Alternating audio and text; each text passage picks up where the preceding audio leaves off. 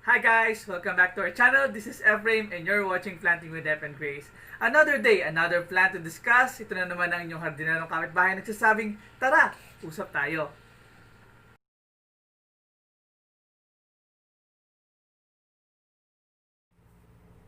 Hi guys! Mabuhay! Welcome back to our channel. This is Ephraim, your hardinerong kapitbahay. Magandang araw mga kapuso, kapamilya, kapatid, at syempre sa aming mga nanonood. So, for a soft fleshy shrub plant, it is really nice for you to look for certain flowering and easy to maintain types of plant. Okay? So, shrub yung ating pinag-uusapan ngayon. That is why we are going to show you something na pwede natin gawin as part of our decoration or yung mga tatawag natin mga shrub family. Okay?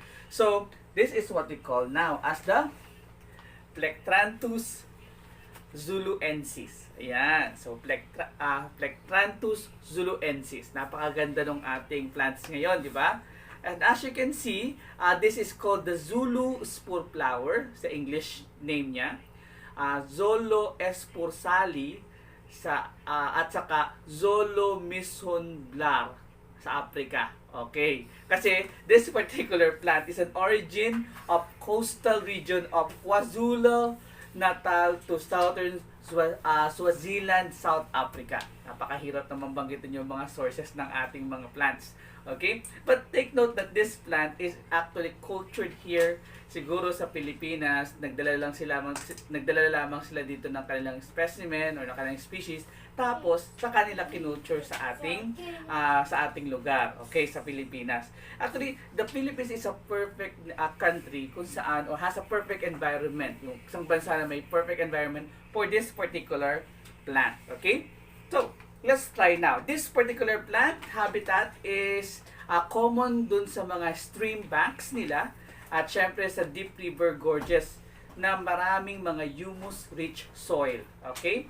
So, ibig sabihin lang nito, this particular plant is thrive on that area kung saan maraming mga organic matter na present. Okay? Doon kasi sila kumukuha ng maraming nutrients. And syempre, sa ating mga rivers, doon ngayon napuproduce or doon ngayon yun yung nadadala ng mga water doon sa mga shores ng rivers para maging pagkain naman ng ating plants na katulad nito.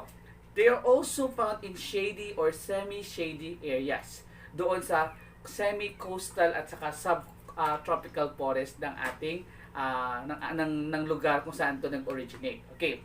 The Plectranthus zuluensis is an erect, as you can see, or sprawling soft shrub up to 2 meters high. So that is the maximum height of this particular plant. Syempre, as you can see, they are much branch type. Four-angled hairy stem, as you can see.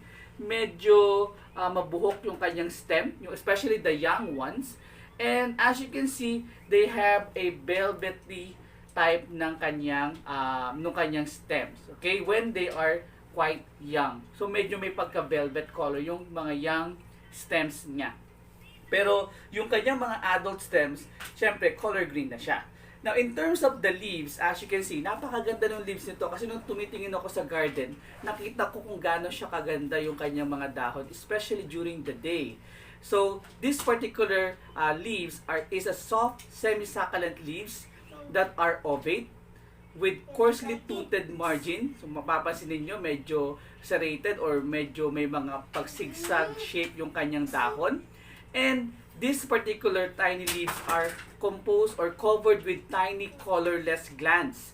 So, just try to imagine, para makikita nyo parang nag-sparkle yung kanyang mga leaves. Actually, that is a small hair, kung natawag nating mga hairs. Now, this plant has a pungent smell when they are being crushed. Okay? So, trinay ko kanina, pero hindi ko na siya tatanggalin dito sa ating plants. Okay? So, as you can see also, it has an inflorescence o yung kanyang mga bulaklak born at the ends of each branchlets. So, pinakadulo niya, makikita natin, meron siya mga inflorescence na mga dahon na mga bulaklak. These are 60 to 100 millimeter long. And as you can see, they are whorl of 6. Yun ang kanyang constant number. Okay? Laging may 6.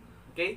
So, as you can see, yung kanyang bulaklak, ito kasi medyo matured itong bulaklak na to I would say. Okay, so i-focus natin ng konti yung bulaklak. Yan, napakaliit lang ng bulaklak. This is 6 millimeter long calyx. This is saccate or wide at the base. So medyo, doon sa kanyang base, medyo mataba siya ng konti.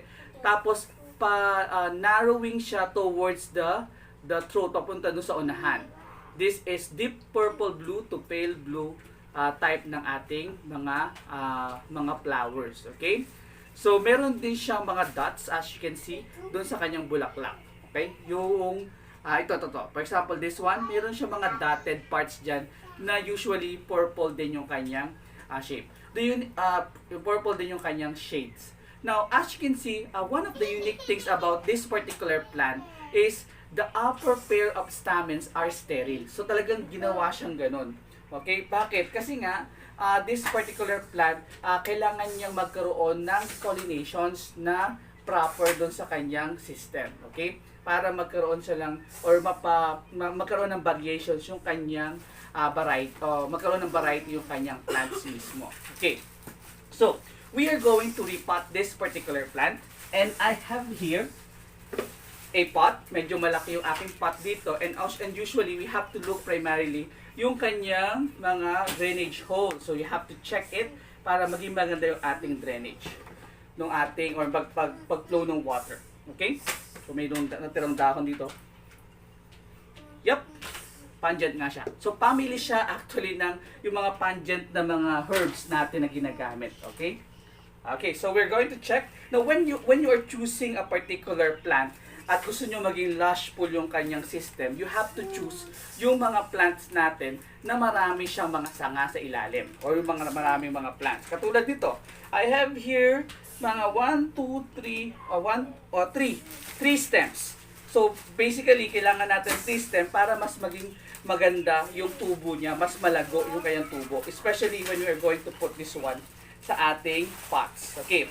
So, I have here, so the gardener, o yung pinilihan ko nito, ang ginagamit niyang soil dito ay loam type of soil, which is more or less humus-rich type of soil. But definitely, we don't have to forget na dapat to ay well-drained also. So, hindi ko natatanggalin yung soil niya dito. I'm just going to add up some of the soil na meron tayo.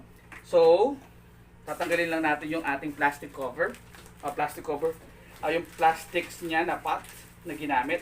So, napakaganda ng soil na ginamit niya. Kita nyo, yung mismong roots ng ating plant, nakahag na o nakayakap na sa ating soil. And that is actually good for repotting already. Okay? So, as I mentioned a while ago, so, tatanggalin lang natin ito ng konti. Sana hindi mabasag yung lupa. Well, I do hope hindi nga. So, I think, mas malakas yung aking pakiramdam na hindi ito mababasag. Kasi nga, nakahag na yung mismong roots doon sa ating soil. Okay. So, napakaganda, di ba? Magic. Okay. So, what we have right now is, itatry nating lagyan muna ng soil doon sa ilalim. You know why? Kasi, yung ilalim kasi ng ating plant ay meron ng enough na roots. So, kailangan natin siyang suportahan ng konti doon. Of course, yan. Ayan, meron akong konting soil dyan. Ayan. Okay. Now, in terms of the light na kailangan ito, sabi ko nga sa inyo kanina, this requires a shady to semi-shady conditions. Pero, it could be grown in full sun. So, yun ang maganda dito sa ating plant na ito. Okay? Pwede siyang palakihin gamit ang ating full sun. Yes, napakaganda niya. Okay, full sun, pwede. So, also, this plant, as you can see kanina, medyo marami siyang tubig, di ba? Well, actually, hindi niya kailangan ng maraming tubig. Siguro kakadilig lang nito nung binili ko kanina. But actually, hindi siya kailangan ng maraming water. That's for sure. Kasi, ang water nito should be twice a week lamang ang watering. Okay? Now, since we're talking about the natural environment of this plant likes a very humid environment. So, very humid ang kanyang preferred na environment. So, tamang-tama ito, syempre sa labas. kumbaga. But if we are going to put this inside our house, so we have to create syempre yung mga rocks sa ilalim ng ating plate. Tapos may konting tubig just to increase the humidity of the soil. Ayan. Okay? Okay. So, in terms of the fertilizer, this plant needs fertilizer also. Now, in order for us to give a lushful type of plants, kailangan nito ng ang ratio na 2-3-2. Okay, ano yung 2-3-2? NPK, nitrogen, 2 parts, 3 parts, phosphorus, tapos K, potassium, 2 parts naman. So, 2-3-2. Every 3 months para magawa natin yung ating or magkaroon siya ng magandang pagpuproduce ng dahon at saka nung kanyang flowering. Okay? So, yun yung ating fertilizer. So, ang ginagamit nila dito ay a liquid fertilizer actually. So, yung maganda dito, liquid fertilizer. Okay? So, siguro, push lang natin ng konti dun sa baba. Ayan, para maging intact. Okay? I will leave a certain portion here para meron siyang area para kung ating didiligan siya, medyo mayroon siyang konting space pa doon. Okay. So, next, pruning. So, of course, this particular plant, syempre, kailangan natin siyang i-prune since na siya ay parang bushy type. Ang pagpuprune ng ating plants na to ay nangyayari lamang pagkatapos niyang mamulaklak. So, for example, ito, namumulaklak na siya. Then, siguro after a month, kailangan na natin tanggalin yung kanyang mga dried or dead wood or dead leaves para dito sa ating plant. Just to make space para naman doon sa panibagong tutubong mga dahon. Okay. Now, as you can see, this plant is trained or can be trained as a hedge and as a hedge plant. Pwede siyang gawing bush type pag inilagay natin sa pot katulad nito. So, pwedeng malaking-malaki siya dito. So, ang repotting natin should be done annually or yearly. Sabihin nun, every year, kailangan nating pumili or kumuha ng mas malaking pot if we're going to keep this one sa ating mga pots. Then, pests. So, the pest for this particular plant is eelworms. So, this particular eelworms, syempre, tiny worms to that live in the soil and attack the root system of this particular plant. Okay? So, if you have that particular pest or eelworms, you have to take cuttings of the plant and remove it and burn the roots of affected plants. Now, sometimes, ang gumagamit nila yung commercial type na pesticides, yung tinatawag nating nematicides. Okay? And then also, may problema din tayo syempre sa pag-occur ng fungus, especially when the soil is really, really wet. So, ang nag-a-attack naman dito na ating fungus ay yung tinatawag nating rust and blight. So, that is the fungal diseases which occasionally attack the plants.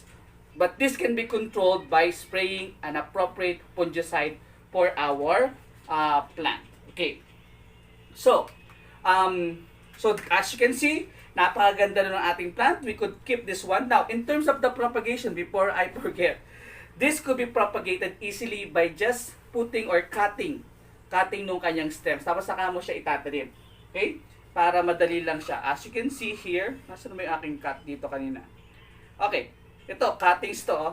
So, this one. Just going to put it here. Napakadali niyang patubuin kasi nga, nilalagay lang siya o nilalagay lamang siya dito sa ating plant. Okay? So, ang design ko dito siguro, if I have another branches, siguro palalakihin ko siya up to this point. So, medyo bulky siya ng konti. Maganda to para sa ating mga corners. And when this plant, dumami yung kanyang purple flower, that will be the best feature of this particular plant. Okay? So, pansinin nyo, ito yung kanyang mga bagong mga plantlets. Okay? Or mga bagong mga branches. Okay? So, guys, I think that's all.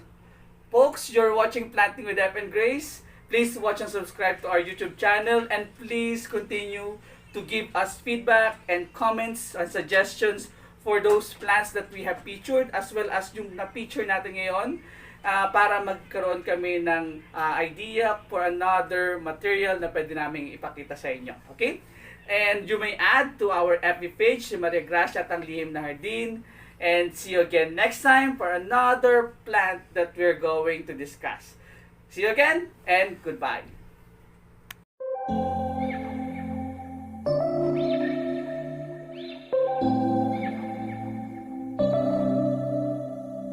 September we met, I could tell by your smile. You hadn't been with a good girl like me in a while. Yeah, you were impressed, couldn't leave me alone. Text me every time that you pick up the phone. And I had control in the driver's seat, but my hands are slipping off the wheel. Now the tables have turned, now I'm my